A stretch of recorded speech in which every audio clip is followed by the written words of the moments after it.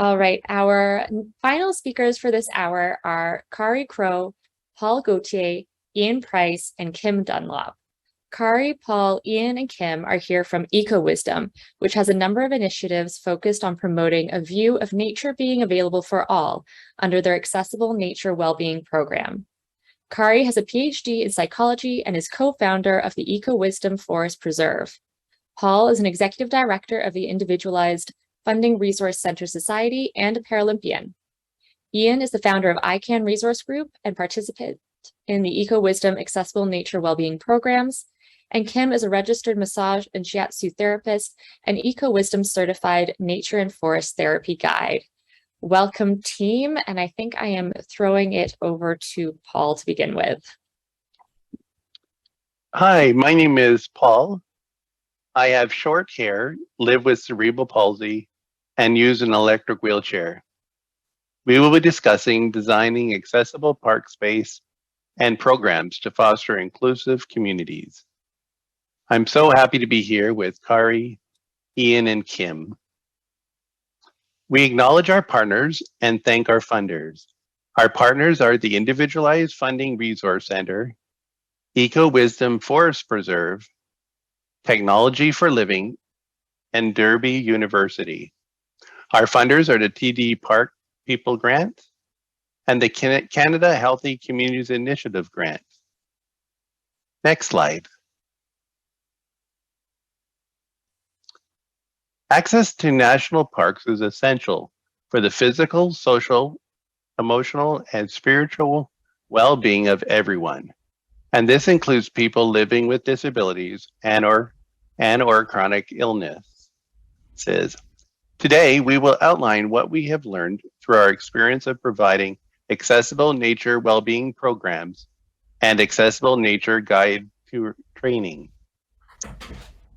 Specifically, we will explain why accessing parks is an equity issue, describing the beneficial impacts of nature on our program participants living with disabilities, and highlighting the importance of consulting users. Finally, we will conclude with an innovative design idea to support inclusive park space and programming based on our community work. Now I will pass it on to Kim. Next slide. Hi, my name is Kim. I am a woman in my 50s with shoulder-length hair who lives with chronic illness. A growing number of forest medicine research studies document a wide range of social, emotional, and psychological benefits of spending time in nature, including the increase in the number and function of natural killer cells used by the body to fight infection, improved mood, empathy, memory, and attention are some of the many additional benefits. Next slide.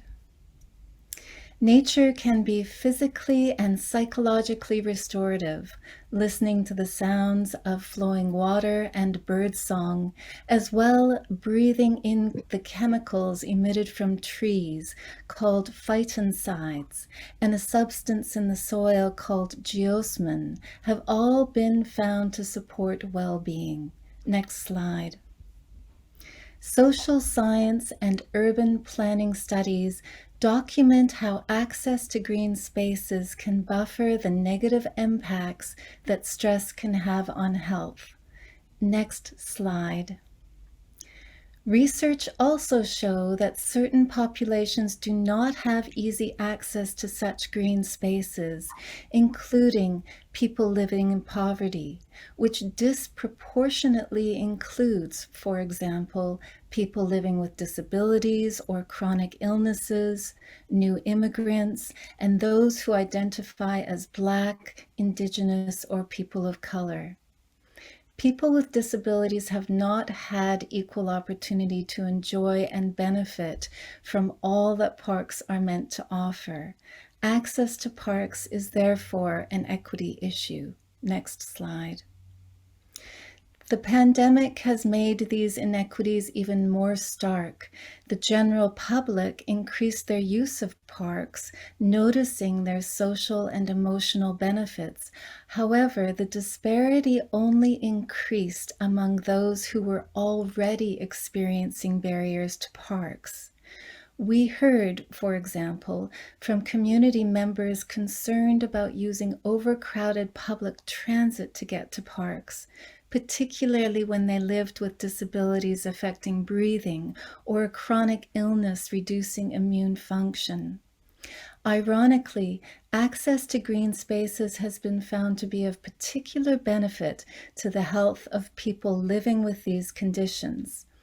So while the need for access increased, the opportunities to get out into parks decreased during the pandemic. I will now pass it on to Kari. Next slide.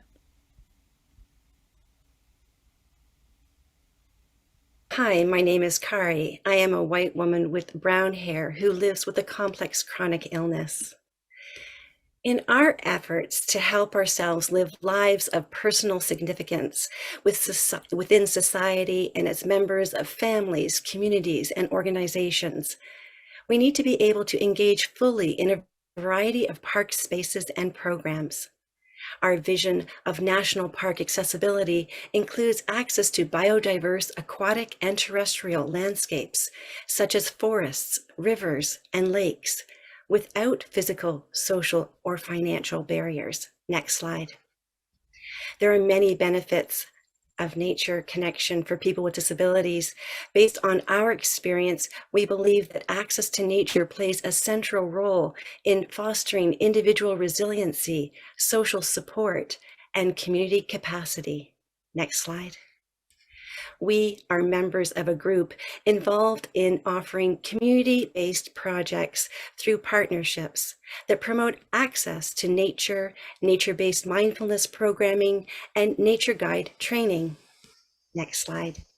Our programs and training are designed to promote diversity, equity, inclusion, and accessibility. Next slide. Most of us live with disability, and we use a collaborative leadership approach to enable us to engage in these volunteer activities. Next slide. Park People is an organization that promotes community involvement and conservation in urban parks. After establishing a park group through their network several years ago, we started offering both online and in-person accessible nature well-being programs. Over time, we refined our program model based on feedback, observations, and clinically relevant research. This is the model that we now teach as part of EcoWisdom's Nature Guide training program. Next slide. Ultimately, we aim to inspire people to get out into parks and engage in or lead park programs as much as possible. Participants are encouraged to take the skills they learn and develop from online programs out into green spaces. Next slide.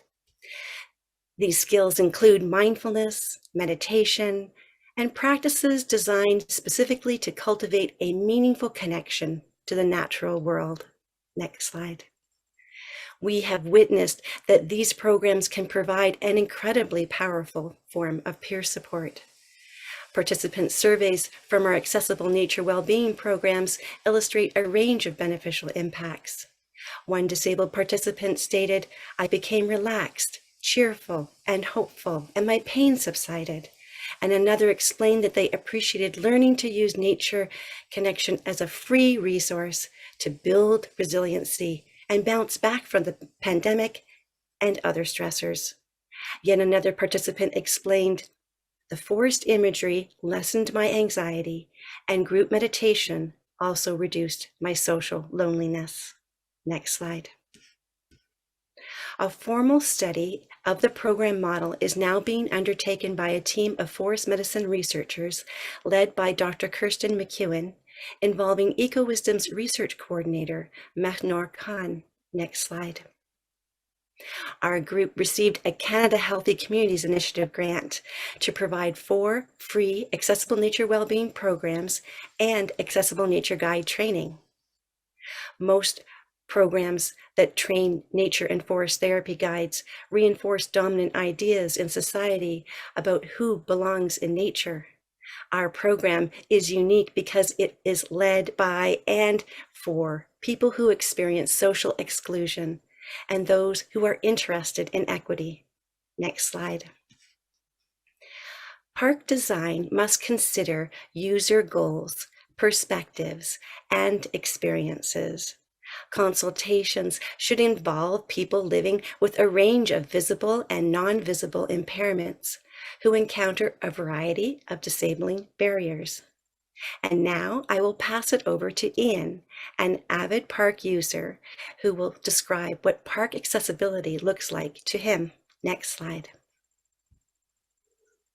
Hello, I am a Caucasian man with a short beard in my late 30s, sitting in a power wheelchair. My pronouns are he, him. I am an adventurer. I have traveled the world and have spent time in parks across British Columbia and Canada, including Banff, Lake Louise, and Jasper.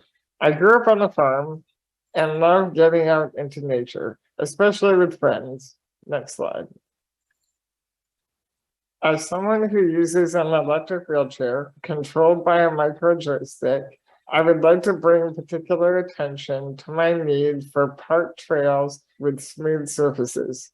Even a small bump along a trail can cause my finger to move, and my wheelchair can then veer off in an unexpected and potentially dangerous direction. Miracle Beach Park in Canberra River offers excellent, smooth trails to emulate. Next slide. The continuity of trails is another important feature.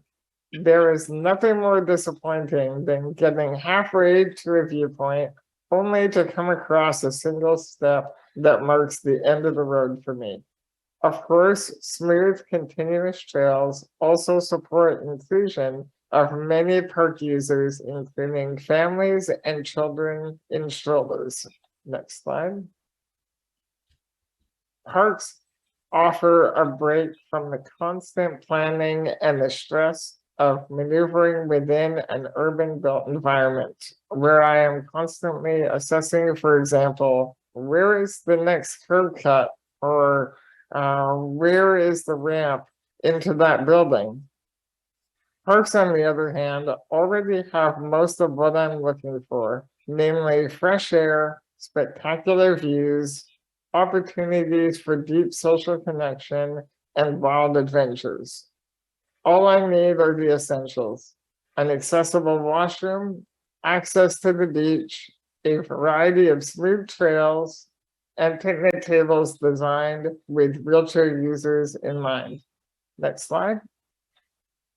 Most of all, I appreciate the immersive experience available in parks that makes me feel fully awake and alive.